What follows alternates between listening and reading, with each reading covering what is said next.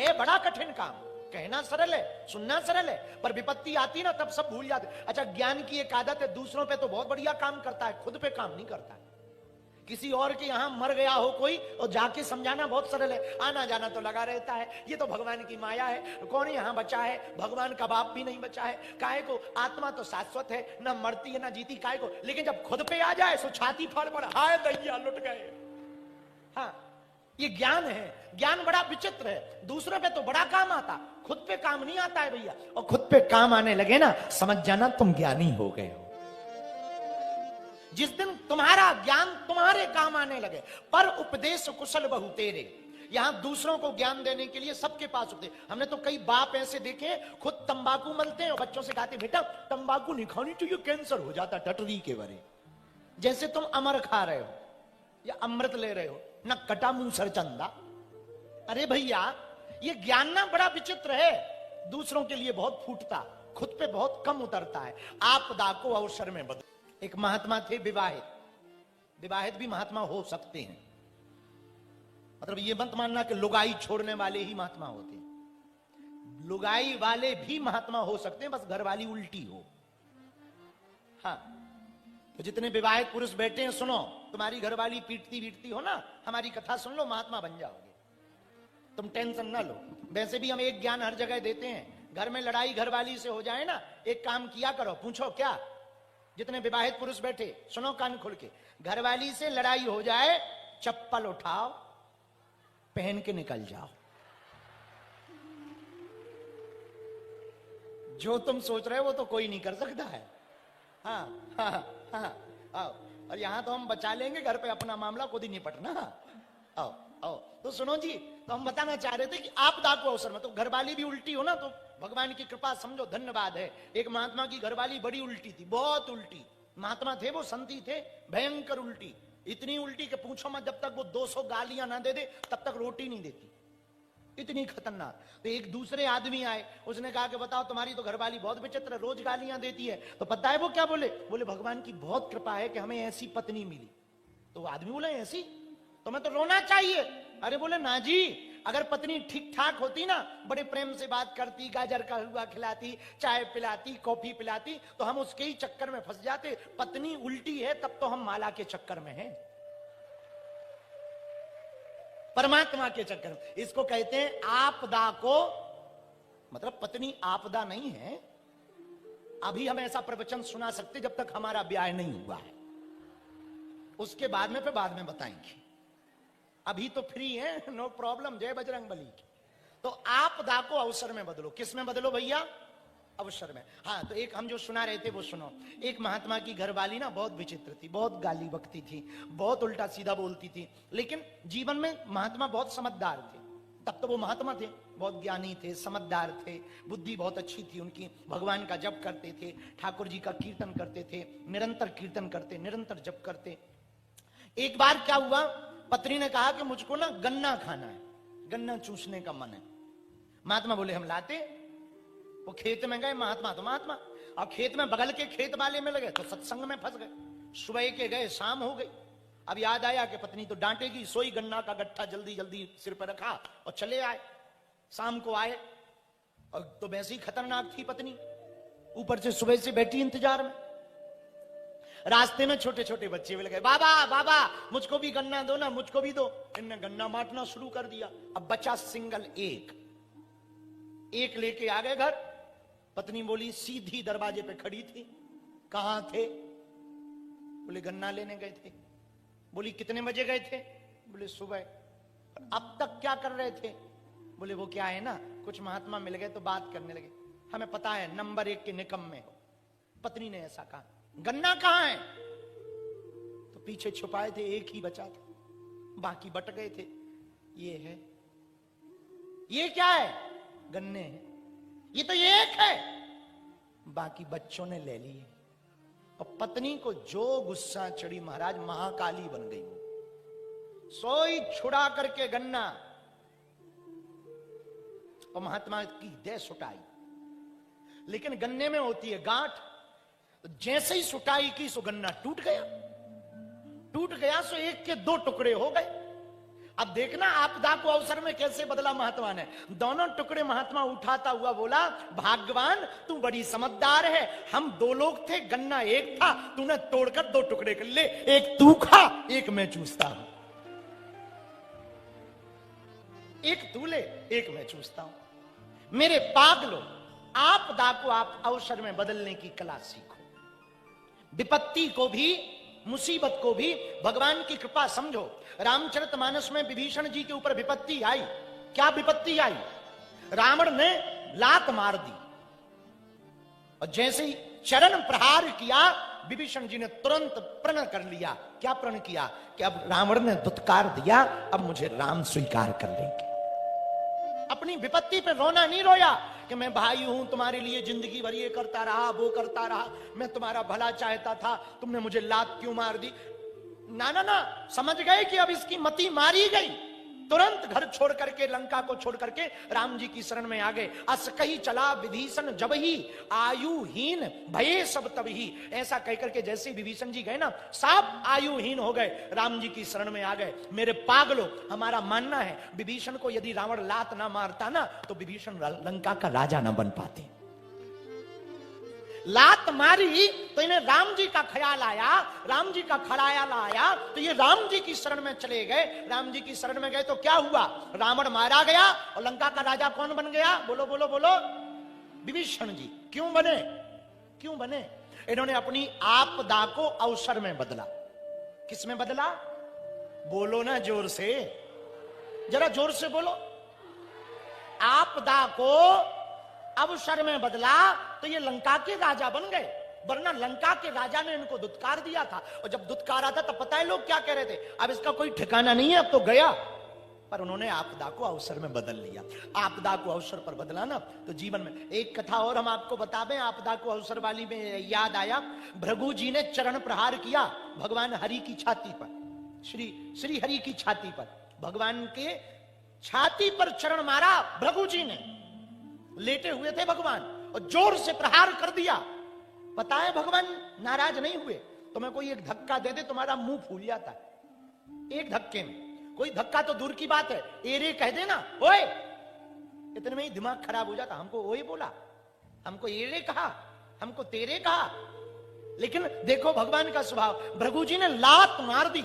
तुम्हारे कोई मुक्का क्या धक्का दे दे, धक्का में तुम्हारा दिमाग खराब हो जाता है। कोई मुक्का मार दे तुम मर्डर करने घूमने लगते हो, और कोई लात मार दे तब तो तुम ही जानो।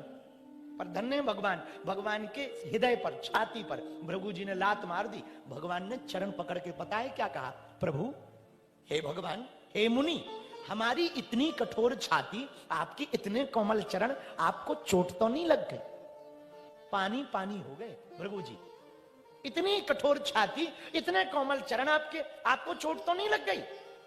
बल्कि पूछना मुनि जी को चाहिए कि हमने गुस्सा में आपको बहुत जोर से लात मार दी, आपको लग तो नहीं गई? पर भगवान पूछ रहे, हमारी इतनी कठोर छाती, आपके इतने चरण बहुत कोमल है, आपको लग तो नहीं गया? और पता है इसीलिए भगवान को करुणावान कहा गया है। करुणावान, दयावान, दाता। क्यों कहा? क्योंकि उन्होंने भी आपदा को अवसर में बदला। किस में बदला? बोलो बोलो बोलो, अरे जरा जम के तो बोलो। अवसर में। ये है समझ। ये समझ आपको आ जाए ना, आपदा को अवसर में बदलने की, कोई बात नहीं भैया। कोई तुम्हें गाली दे देना, तुम धीरे से कह दो सेम टू यू। लो, हो गया खेल।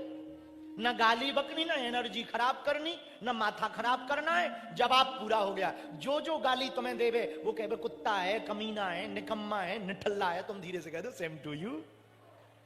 तो मतलब तू खुद है। लो, हो गया खेल। अब तुम्हें इतना विस्तार करने की आवश्यकता नहीं है, एक शब्द में पूरा खेल हो गया है। जवाब का जवाब हो गया और मुस्कुराते हुए घर आ जाओ। इसको कहते हैं आपदा को, जरा जोर से बोलो, और जोर से बोलो, अवसर में। आपदा को, अपनी मुसीबतों को आप अवसर में बदलो। हनुमान जी से सीखो। हनुमान जी लंका में गए ना तो रावण नाराज हुआ हनुमान जी पे। ए बंदर, कहां का है? हनुमान जी बोले हमारी छोड़ो, तुम अपनी बताओ 10 कंधर। रावण बोला तुम्हें हमसे डर नहीं लग रहा? बोले बिल्कुल नहीं लग रहा। रावण को इतना गुस्सा आई, रावण बोला एक बात बताओ, तुमने हमारे बेटा को मारा कौन, मारा क्यों? हनुमान जी बोले आपके बेटा को हमने नहीं मारा। रावण बोला झूठ बोलते हो, पहले ही नंबर पे उसको निपटाए हो। हनुमान जी बोले अच्छा अच्छा, जो पहले नंबर पे आया था वो आपका बेटा था? रावण बोला हाँ। हनुमान जी बोले क्या नाम था उसका? बोले अक्षय कुमार। हनुमान जी बोले मर गया? रावण बोले मर गया, मारा तुमने, हमसे पूछ रहा है कि मर गया? हनुमान जी बोले हमने तो ट्राई किया था, लगा बेहोश हो गया, सच में मर गया। रावण बोला चुप रहो, हमारा बेटा मार के हमसे पूछ रहा है कि मर गया। हनुमान जी बोले भैया हम तो तुम्हें बहुत विद्वान समझते थे। रावण बोला समझते थे कि हम हैं? हनुमान जी बोले तुम हलुआ हो, तुम ना हो विद्वान। रावण बोला क्यों? हनुमान जी बोले यदि तुम विद्वान होते ना तो हमें समझ में आ जाता, इसीलिए तो तुम्हारा बेटा मरा है। अब रावण और नाराज, किस बात पे बेटा मरा और हम विद्वान क्यों नहीं है, जरा हमें व्याख्या करके बताओ। हनुमान जी बोले महाराज आप यदि विद्वान होते तो हमें लगा कि आप विद्वान हो, यही हमने सुना था। बोले हैं? हनुमान जी बोले अब तक तो हम भी मानते थे, अब निश्चय हो गया तू नहीं है भैया। रावण बोला कैसे? बोले भैया हमें लगा तुम विद्वान हो, हाँ तो तुम जो भी करोगे सोच समझ के करोगे। बोले बिल्कुल। फिर बोले हमें लगा जब विद्वान है तो विद्वान ने अपने बेटे का नाम सोच समझ के रखा होगा, आपके बेटे का नाम क्या था? रावण बोला अक्षय। हनुमान जी बोले अक्षय का अर्थ क्या होता है? बोले जिसका कभी क्षय ना हो। और हनुमान जी बोले वो तो निपट गया, वो तो क्षय हो गया, निपट गया। इसका मतलब है या तो तुम विद्वान। अब रावण को और गुस्सा आ गई कि बताओ कितना विचित्र है, हम हमारे बेटा को मार करके हमारी हंसी उड़वा रहा, हमारे सभागार में खड़े होकर के। रावण बोला तुरंत मार दो बंदर को। हनुमान जी डरे नहीं। किसी ने कहा क्यों? भैया एक बात बोले, डरते वो हैं, डूबते वो हैं जिन्हें खुद पर गुमान होता है, और डूबते डूबते भी वो पार हो जाते हैं जिन पर तू मेहरबान होता है। जो अपने बल पर चलेंगे वो डूब जाएंगे, जो अपनी ताकत पर इतराएंगे वो डूब जाएंगे, जो अपनी शक्ति पर इतराएंगे वो डूब जाएंगे, जो अपनी विद्या पर इतराएंगे वो डूब जाएंगे, जो अपने रूप पर इतराएंगे वो डूब जाएंगे। भैया जो भगवान के बल पर जीवन जिएंगे वो पार हो जाएंगे। अब आपको निर्णय लेना है, आपको पार होना है या डूबना है। डूब जाते हैं वो जिन्हें खुद पर गुमान होता है, और डूबते डूबते भी पार हो जाते हैं वो जिन पर तू मेहरबान होता है। हनुमान जी से किसी ने कहा, रावण ने मारने का आदेश दिया। हनुमान जी बोले देने दो, चिंता हमें करने की आवश्यकता नहीं है। तो रावण ने कहा कि मार डालो। तो किसी ने हनुमान जी से कहा कि उसने आज्ञा कर दी है और राजा ने आदेश कर दिया, अब तो पक्का है कि मर जाओगे। हनुमान जी बोले भैया एक बात बोले? हाँ बोलो। बोले हम रावण के बल पे लंका नहीं आए, प्रभु राम के बल पर लंका आए। राम जी के बल पर आए तो मारने वाला है भगवान बचाने, मारने वाला है भगवान बचाने। तो मारने वाले भी राम जी हैं और बचाने वाले भी राम जी हैं, तो हमें चिंता करने की आवश्यकता नहीं है।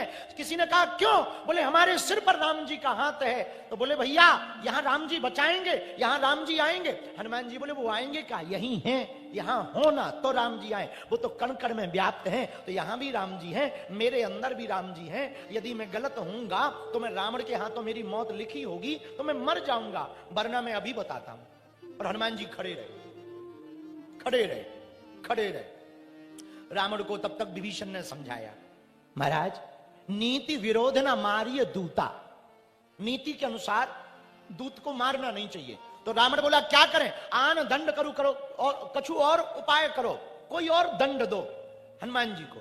अब हनुमान जी टेंशन में कि रावण से कह तो दिया कि कोई और दंड दो, कहीं ऐसा ना हो रावण को अपनी बहन सूर्पनखा की याद आ जाए।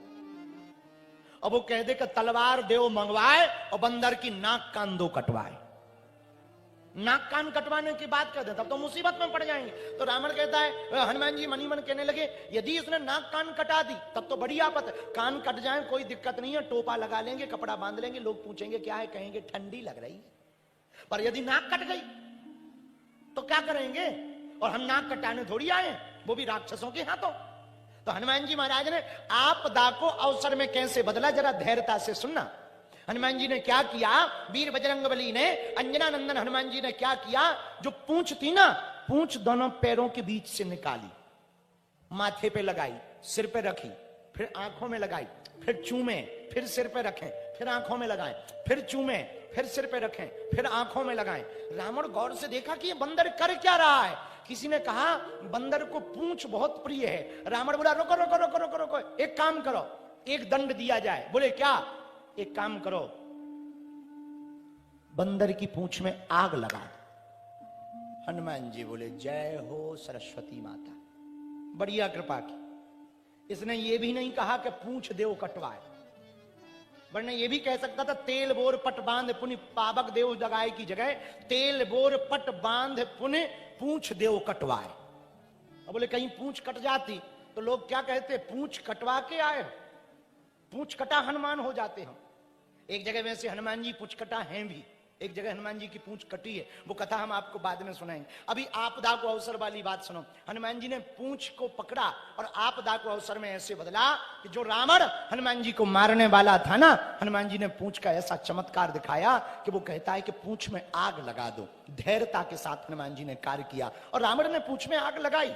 हनुमान जी ने कहा कोई बात नहीं। और बताया तुम्हें, कोई किसी का घर जलाने जाए तो उसका हाथ पहले ही जलने लगता है यदि सावधानी ना बरते। वही हुआ, हनुमान जी की पूंछ तो जली नहीं, रावण की लंका जरूर जल गई।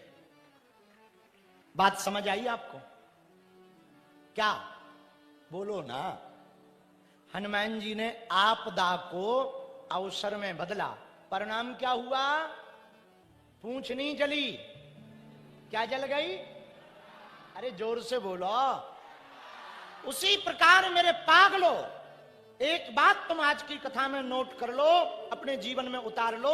आप भी अपनी मुसीबत, अपनी आपदाओं को अवसर में बदलना प्रारंभ कर दो। बुद्धि का, बल का, विवेक का प्रयोग करना प्रारंभ कर दो। हम दावे के साथ तुम्हें कहते हैं, तुम्हारे लिए जलने वाले लोग खुद जल जाएंगे, तुम्हारा बाल बांका नहीं होगा। तुम्हें मिटाने वाले लोग खुद मिट जाएंगे, तुम्हारा बाल बांका नहीं होगा। तुम्हें बर्बाद करने वाले लोग खुद बर्बाद हो जाएंगे, तुम्हारा बाल बांका नहीं होगा। और हम तुमसे प्रार्थना करें, किसी से बदला मत लो। अगर लेना ही है तो उसको बदल डालो, बदला मत लो, बदल डालो। इसलिए आज की कथा का सूत्र है, आपदा को किसमें बदलो? जोर से बोलो, अवसर में बदलो। बोलो हनुमान जी महाराज की, बागेश्वर धाम की। ऐसे हनुमान जी के चरित्र को गाने के लिए बैठे जो आपदा को अवसर में बदलने की क्षमता रखते हैं। कौन हनुमान जी? हमने उनको एक दृष्टि में देखा। कौन सी दृष्टि में? पूछो। जय जय जय हनुमान गोसाई,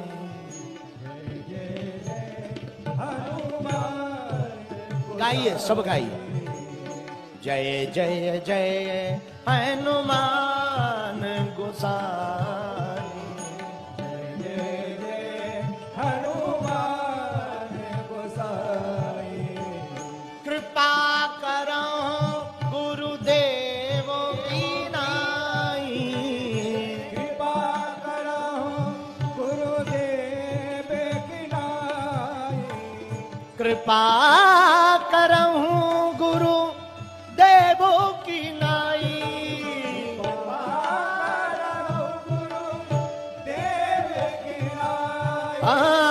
कृपा करहूं गुरु देव की नाई।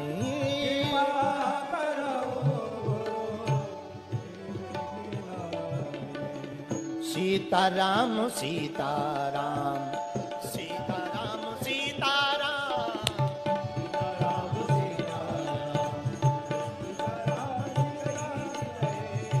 सीताराम सीताराम सीताराम सीताराम।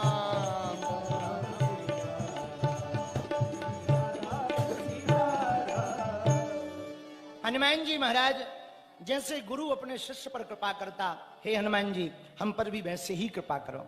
अच्छा, आप लोग एक बात सोच रहे होगे कि कथा में तो राम कथा लिखा है और सुना हनुमान कथा है। एक बात बोले, कह दो, बोलो। राम कथा होती है तो हनुमान जी श्रोता बनते हैं, पर यदि हनुमान कथा होती है तो स्वयं सीता राम जी श्रोता बनते हैं। राम कथा के श्रोता प्रभु चरित्र सुनबे को, यदि राम कथा के श्रोता भैया हनुमान जी हैं तो हनुमान कथा के श्रोता कौन है? बोलो बोलो बोलो। सीता राम जी हनुमान कथा के श्रोता हैं और उनके जैसा श्रोता मिल जाए, आहा क्या कहना भैया। इसलिए अभी जो हमारी हनुमान चालीसा की कथा क्रम में चल रही ना, जो अभी हमने यहाँ भिलाई में गाई, रायपुर के पास में भिलाई है, वहां हमने क्रम में हनुमान चालीसा पर कथा गाई है। उसी की चौपाइयां जहां तक पहुंच गई, उसके आगे की चौपाई पर आज से यहाँ कथा, बीच बीच में राम कथा के चरित्र को भी लेते रहेंगे आगे के क्रम को, पर हनुमान चालीसा पूरा हो जाएगा तो 5 दिन में कम से कम 6-7 चौपाई करने की कोशिश करेंगे। तो पिछली कथा जहां तक विराम हुई थी वो चौपाई सबको हम सुना देते हैं। हनुमान जी की जो चर्चा हमने भिलाई में छोड़ी थी, यहां पर थी। प्रभु चरित्र सुनबे को रसिया, राम लखन जरा जोर से गाओ। प्रभु चरित्र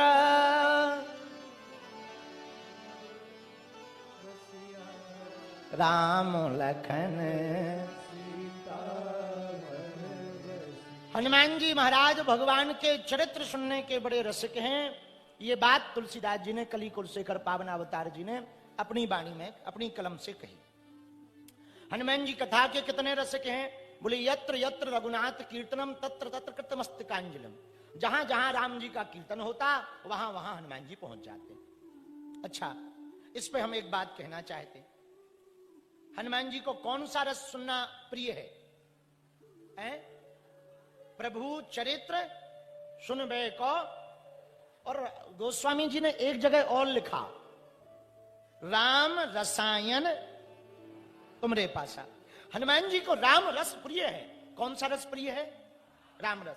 कथा रस और राम रस। कथा राम की या राम रस कथा रस एक ही है। हनुमान जी को यही प्रिय है। और हम लोगों को कौन सा रस प्रिय है? किसी को निंदा रस प्रिय है। निंदा, आओ बहन चुगली करें। और जब तक 2-4 जेठानी देवरानी की, सास की, ककिया सास की, ननंद की चुगली हो ना जाए, तब तक कई माता जी उनकी पेट की रोटी नहीं पचती है। और भयंकर चुगली। क्या तुम पीड़ित हो? क्या बात हो? कह रहे तुम पीड़ित हो क्या इस बात से? न कटा। तो कई लोग होते जिन्हें निंदा रस प्रिय है। जैसे किसी से कहो बेटा रामायण पढ़ लो, रामायण पढ़ो, गुरुजी हमारा तो सिर दर्द कर रहा है, और गंदी बातें करवा लो, पूरी रात नींद नहीं आएगी, पूरी रात जागते रहेंगे फोन पे, हेलो आवाज नहीं आ रही, उधर से कहे आ तो रही है, मम्मी है, लो पूरी रात नींद नहीं आएगी। और कह दो बेटा रामायण पढ़ो, राम राम करो, हनुमान चालीसा पढ़ो, माला ले लो, गुरुजी हमारा तो सिर दर्द, हमको तो बहुत नींद आ रही है, राम राम राम राम। बताइए, तो कुछ लोगों को निंदा रस प्रिय है, कुछ लोगों को स्वरस प्रिय है। ये स्वरस क्या है भैया? कुछ लोगों को निंदा तो कम प्रिय है, पर अपनी प्रशंसा सुनना ज्यादा प्रिय। कोई प्रशंसा कर रहा हो, उनके बाल देखो कितने अच्छे, आंखें देखो आंखें, अरे चाल देखो चाल। और आदमी प्रेम में इतनी झूठ बोला। हनुमान जी ही बचाएं आजकल के लवेरिया में। आजकल के लड़का लड़की इतने झूठ बोलते हैं, इतने, तुम्हारी चाल तो हिरनी जैसी है, बाल तो नागिन जैसे हैं, बेटा डस लेगी डस। और प्रेम में इतने, हम तुम्हारे लिए चांद तारे तोड़ लाएंगे। अब जरा प्रैक्टिकल विचार करना, चांद तारे तोड़े लाए जा सकते हैं, खंबा पे बल्ब नहीं तोड़ सकते। खंबा पे चढ़ के बल्ब नहीं तोड़ सकते, लेकिन हम तुम्हारे लिए ठटरी के बड़े तेरे बाप की प्लाटिंग है क्या जो चांद तारे तोड़ लाएगा? लेकिन अब देखो लंबी और सामने वाला भी अरे तुम्हारी मुस्कुरान तो कुछ लोग हम तुम्हारे लिए प्राण दे देंगे, उनसे कह दो प्राण बाद में देना, उंगली काट के भेज दो, तो कहेंगे बाहर में जा, ठटरी बरा, 3 तलाक। अरे भाई, इसको स्वरस कहते हैं। बहुत लोगों को प्रशंसा सुनना प्रिय है, उसे स्वरस कहते हैं। कुछ लोगों को निंदारस प्रिय है, कुछ लोगों को स्वरस प्रिय है, कुछ लोगों को सोमरस प्रिय है। सोमरस समझ गए? पौवा और इसकी भी हालत पूछो मत महाराज, बहुत गजब है, बहुत गजब है पीने वालों की हालत। एक आदमी हमारा चेला आजकल गोंदिया में रहता है, नाम चंगीलाल। हमने कहा तुमने पीते पीते अपना लीवर खराब कर लिया, शर्म नहीं आती है? बोले गुरुजी दारू तो बहुत बढ़िया है, बस लीवर ही कमजोर निकला है। बताइए, आओ हमका तोरी टटरी भरे न कटा। आओ आओ, पीने वाले इतने गजब के होते हैं पूछो ही मत, और पीते ही पीते निपट जाते हैं। आओ, एक आदमी बोला गुरुजी जुकाम हो गया, पीने से जुकाम मिट जाएगा। एक महात्मा बोले जुकाम क्या, लोगों के मकान मिट गए, दुकान मिट गई, लुगाई मिट गई, तुम क्या? पीने वाले भी बड़े गजब के होते हैं पूछो मत। तो कुछ लोगों को निंदा रस प्रिय, कुछ लोगों को प्रशंसा रस प्रिय, कुछ लोगों को सोम रस प्रिय है। लेकिन एक हनुमान जी हैं, ना उन्हें प्रशंसा प्रिय है ना निंदा प्रिय है, उन्हें तो प्रभु का चरित्र पीना ही प्रिय है। एक हनुमान जी ऐसे, इसलिए तुलसीदास जी ने लिखा प्रभु चरित्र सुनबे को रसिया, प्रभु चरित्र गाइए, राम लखन सीता मन बसिया,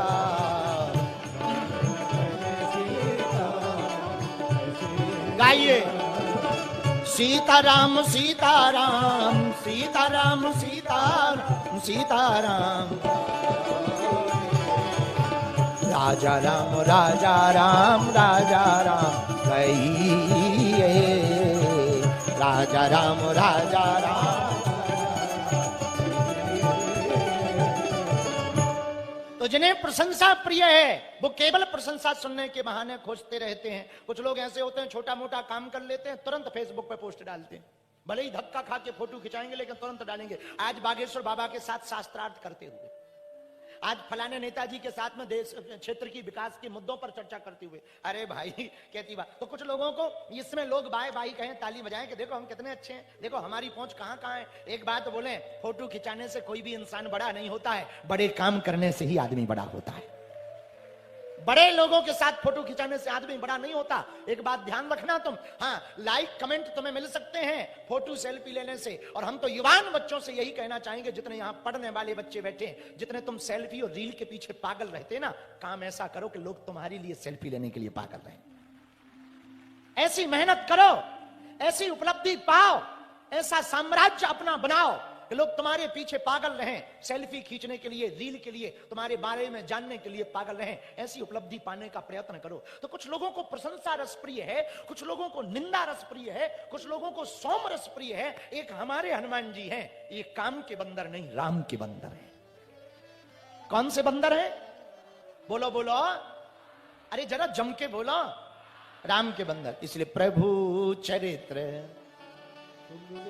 को रसिया। अच्छा, जो राम जी का चरित्र सुनेगा होगा क्या? उसे राम जी को बुलाना नहीं पड़ेगा। बोले होगा क्या? जासु हृदय आगार बसहि राम सर चाप धर। आहा, एक बार अयोध्या में श्री हनुमान जी विराजमान थे। आहा, अयोध्या की गलियों में हनुमान जी बैठे हैं, दोनों हाथों में करताल लिए हैं, सीताराम सीताराम सीताराम गा रहे हैं। उसी समय नारद जी आ गए। बाबा, ए हनुमान बाबा। हाँ, अरे हनुमान जी, आप दिन भर सीताराम सीताराम सीताराम गाते रहते हो। एक बात बताओ, हम भी भजन करते रहते, तुम भी भजन करते रहते हो, ये बताओ भगवान की दृष्टि में नंबर 1 का भगवान का भजनानंदी कौन है? 1 नंबर पर कौन है? हनुमान जी बोले भैया, हम गिनती में नहीं पढ़ते, बिनती में पढ़ते हैं। और नारद जी, आपको जानना है ना, तो हम एक उपाय बता सकते। बोले बताओ। नारद जी, भगवान के पास में ना एक रजिस्टर है, उन्होंने नंबर के हिसाब से भक्तों के नाम लिख रखे। जो जिस नंबर पे है उतने ही बड़े लेवल का भक्त है। अच्छा, हाँ। नारद जी बोले पक्की बात? बोले पक्की बात। नारद जी बोले अभी देखने जा रहे हैं। भगवान विष्णु के पास पहुंच गए। प्रभु की जय हो। विष्णु भगवान ने गले लगाया। आओ देवऋषि, आओ आओ आओ, बहुत अच्छे आना हुआ। बताओ देवऋषि जी, क्या बात है? प्रभु, हमने सुना आपके पास कोई भक्तों का रजिस्टर है। हाँ है। प्रभु, बुरा ना माने तो एक बार हम उस पर दृष्टि डाल दें। बिल्कुल, क्यों नहीं। भगवान ने रजिस्टर उठाया, नारद जी को दे दिया, और जैसे ही रजिस्टर का पन्ना खोला, पहले नंबर पर ही नारद जी का नाम। नारद जी बोले वाह, फूले नहीं समाये कि हम तो भगवान के यहां भक्ति में 1 नंबर पर हैं। लेकिन पूरा रजिस्टर उल्टा पलटा कर देख मारा, हर पेज को देख मारा, हनुमान जी का कहीं नाम ही नहीं था। अब नारद जी बोले लगता है हनुमान जी तो ब्लैक लिस्ट में है, नाम ही नहीं है। वापस आए अयोध्या।